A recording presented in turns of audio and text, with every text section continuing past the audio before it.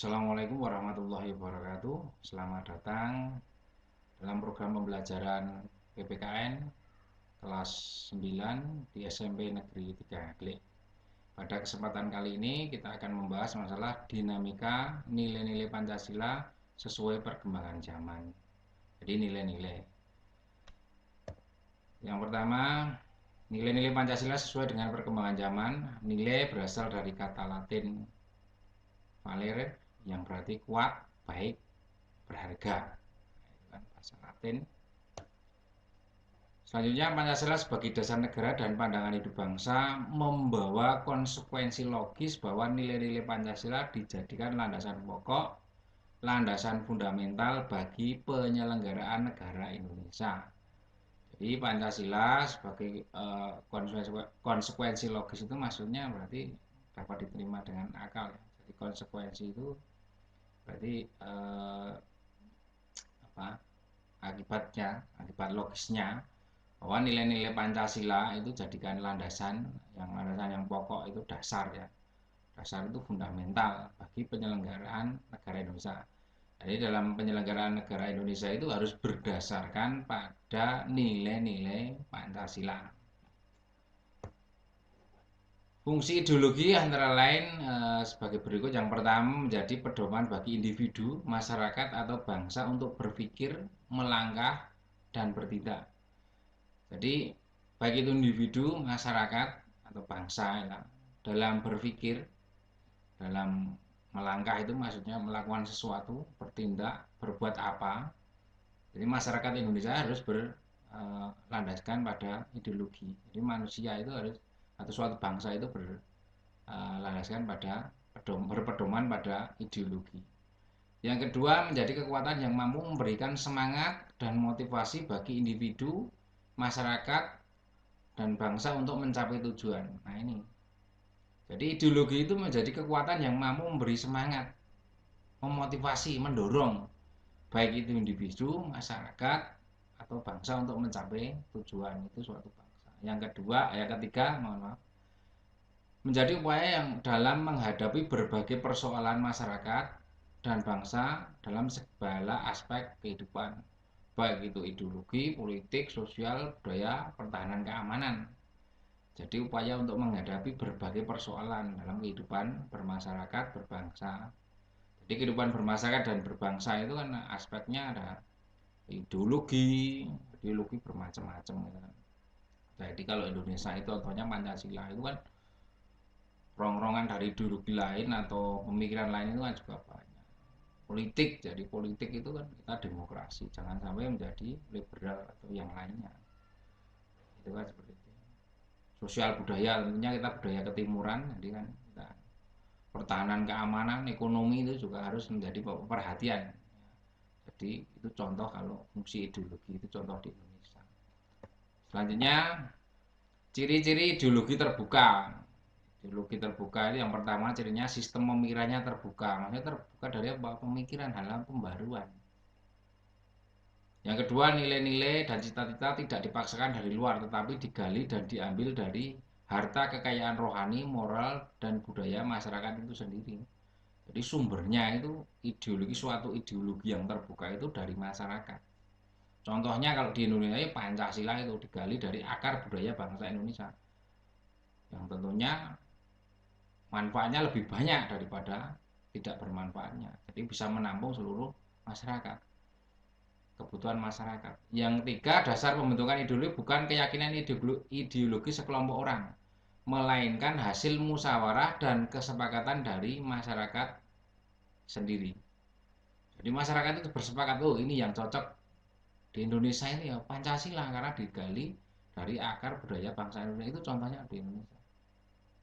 Kalau di asalnya dari luar mungkin tidak cocok. Yang keempat, tidak diciptakan oleh negara tetapi oleh masyarakat itu sendiri. Nah, karena negara itu tercipta dari kemauan masyarakat. Itu kan seperti itu. Jadi ideologinya yang akan mengatur atau menjadi dasar dalam penyelenggaraan pemerintahan negara itu harus berasal dari masyarakat. Yang kelima, ciri dari ideologi terbuka tidak hanya dibenarkan tetapi dibutuhkan masyarakat.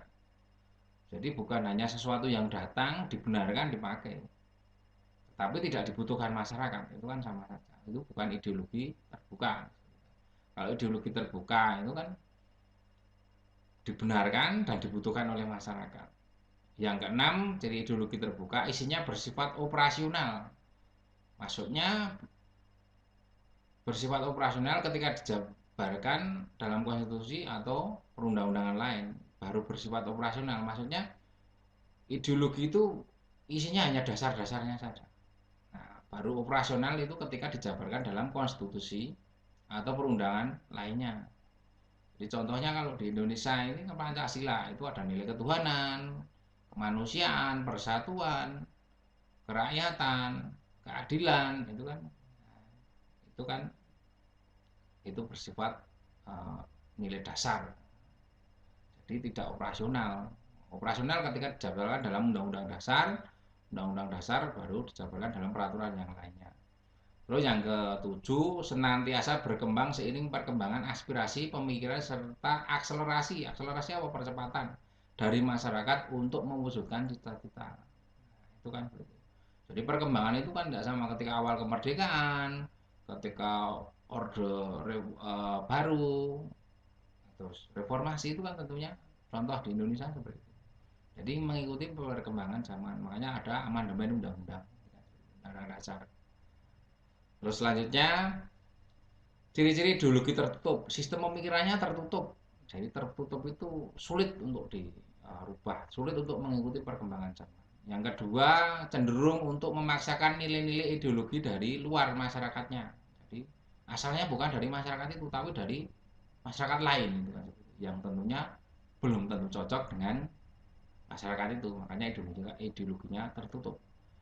Yang ketiga, dasar pembentukannya adalah cita-cita atau keyakinan ideologis perseorangan atau sekelompok orang. Nah, ini kan. Jadi bukan diciptakan oleh masyarakat, tetapi hanya perseorangan atau sekelompok orang. Jadi tidak mewakili semua masyarakat. Itu ciri ideologi tertutup yang ketiga. Ciri ideologi tertutup yang keempat adalah diciptakan oleh negara atau penguasa, yang mutlak harus diikuti oleh masyarakatnya. Nah, itu karena negara itu dikuasai oleh penguasa itu. Jadi mutlak harus diikuti, dipaksa masyarakatnya. Itu namanya ideologi tertutup, cirinya salah satunya. Yang kelima, ideologi hanya dibutuhkan oleh penguasa untuk melanggengkan kekuasaannya. Nah, itu sama seperti ciri nomor berhubungan dengan nomor 4, ciri nomor 4.